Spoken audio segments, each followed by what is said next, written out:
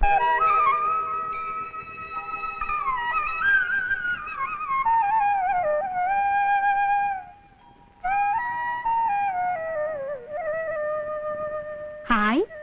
ഇതാരാ? സുഭദ്രയോ? തേടിയ വള്ളി കാലി ചുറ്റുപോലെയായി. എന്താ തമ്പുരാട്ടി? ഹേയ്, ഒന്നുമില്ല. സുഭദ്രയുടെ കാര്യം വല്യ തിരുമേനി എപ്പോഴും പറയാറുണ്ട്. ഇത്രയും ധൈര്യമുള്ള ആണുങ്ങൾ പോലും ഈ നാട്ടിലില്ലാത്രേ. എന്ത് ധൈര്യം തമ്പുരാട്ടി? ആരും ഇല്ലാതാവുമ്പോ ധൈര്യമെല്ലാം താനേ വരും തമ്പുരാട്ടി. അത് ശരിയാ. വരിക, ഒന്നില്ലത്ത് കയറിട്ട് പോവാം. അയ്യോ, പിള്ളേർക്ക് ക്ലാസ്സിൽ പോകാനുള്ളതാ. പെട്ടെന്ന് പോകാന്നേ. വന്നോളൂ. വേണ്ട തമ്പുരാട്ടി, ഇനി ഒരിക്കലാവാം. സാരില്ലേ സുഭദ്രയെ, വന്നോളൂ. അല്ല, ഇതാര്? സുഭദ്രാമ്മ വഴിയൊക്കെ മറന്നു അല്ലേ? ഞാൻ കൈയോടെ കൂട്ടി പോന്നു. നന്നായി. അകത്തേക്ക് ചെല്ലൂന്നേ. വന്നോളൂ. അല്ല, കുറുപ്പ് സാറല്ലേ ഇത്? അപ്പോ നാരായണൻകുട്ടി എന്നെ മറന്നിട്ടില്ല. കൂടെ വർക്ക് ചെയ്തവർക്ക് ആർക്കെങ്കിലും സാറിനെ മറക്കാൻ പറ്റുമോ? ഇരുന്നാട്ടെ.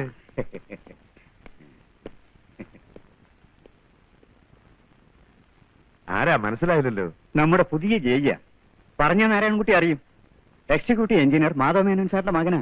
ആ, അങ്ങനെ വരട്ടെ. അതാ മുഖം കണ്ടപ്പോഴേ എനിക്കൊരു പരിചയം തോന്നിയത്. ഞാൻ എന്തായി കേൾക്കണ തിരുമേനി? ഈ മനയുമായിട്ട് ഇല്ലിക്കൽ മനയുമായിട്ടൊരു ബന്ധമോ? ഇതൊക്കെ വിശ്വസിക്കാമോ തമ്പുരാട്ടി? ഇതിൽ അവിശ്വസിക്കേണ്ട കാര്യമൊന്നുമില്ല. ആലോചിച്ച് പറഞ്ഞാ മതി. ഞങ്ങള് നിർബന്ധിച്ചു എന്ന് കരുതണ്ട. ഒന്നും ആലോചിക്കാനില്ല. 100 വട്ട സമ്മതം. അല്ല, നാരായണൻകുട്ടിയോട് ആരോടും വേണ്ട. 18 വർഷം അവളെ വളർത്തിയത് ഞാനാ. ഞാൻ പറയുന്നു, സമ്മതം. ഇതിലിപ്പോ സമ്മതം ചോദിക്കേണ്ട കാര്യം എന്താ? മാധവ മേനോൻ സാറിന്റെ കുടുംബവുമായിട്ടൊരു ബന്ധം. പുണ്യമല്ലേ, പുണ്യം. എന്നാ അങ്ങനെ തന്നെ. കുട്ടികൾ രണ്ടാളും കോളേജിൽ പോയി. സുഭദ്രയാണെങ്കിൽ അമ്പലത്തിലേക്ക്. ഇങ്ങനെ ഒരു നല്ല കാര്യത്തിൽ നിങ്ങൾ വന്നപ്പോ ഒരു ഗ്ലാസ് വെള്ളം പോലും. ഹേയ്, അത് സാരമില്ല. എന്നാലും അങ്ങനെയല്ലല്ലോ. അതിന് ഇനിയും വരാലോ, കാരണവന്മാരെയും കൂട്ടി കാര്യമായിട്ട്. അതെപ്പോഴാ വേണ്ടേ? ഒക്കെ നിങ്ങളുടെ സൗകര്യം. എന്തിനാ നീട്ടണേ? ഈ ഞായറാഴ്ച തന്നെ ആയിക്കോട്ടെ. എന്താ? അതെ. ബുദ്ധിമുട്ടാവില്ലല്ലോ? അയ്യോ, ഒന്നുമില്ല. എന്നാ അങ്ങനെ തന്നെ. ഓ, 100, 200, 300, 400. 400 ഉണ്ട്. ഇനി നോക്ക്. ആ, കണക്ക് നിർത്തിയിട്ട് എല്ലാവരും മുട്ടായി കഴിക്കണം. ഒരു ഹാപ്പി ന്യൂസിന്റെ മുട്ടായിയാണ്. എന്തിനാ ഇത്? എത്ര വേണമെങ്കിലും കഴിക്കാം. കഴിച്ചാട്ടെ. എന്ത് പറ്റി? നിന്നെ അവിടുന്ന് പറഞ്ഞു വിട്ട? നിന്നെ ആരെങ്കിലും പൊതുവെ തല്ലിയ? ഏയ്, എന്നെയോ? പിന്നെ നിനക്ക് ഭ്രാന്ത് പിടിച്ചാ? പ്രാന്ത് പിടിച്ചാ മുട്ടായി വാങ്ങിച്ചു കൊടുക്കടാ മണ്ട. ഇതൊരു ഹാപ്പി ന്യൂസ്. കല്യാണം നിന്റെയാ? ഏയ്, പാർവതിയുടെ. അവരുടെ കല്യാണം ഉറപ്പിച്ചു.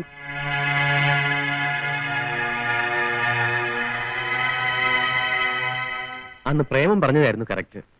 ഞാൻ കണ്ടത് മൂത്തകുട്ടിയെ തന്നെയാ, പാർവതിയെ. ഞാനങ്ങ് ഫിക്സ് ചെയ്തു. ആ കുട്ടി സമ്മതിച്ചോ? അതുകൊള്ളാം.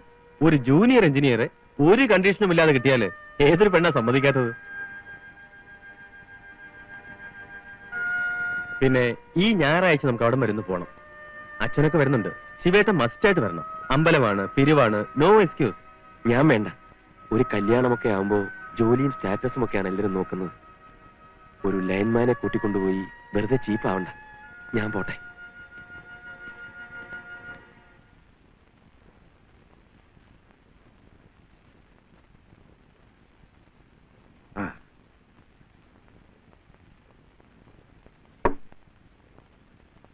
പാർവതിയുടെ കാര്യം നമുക്കങ്ങ് നടത്തല്ലേ?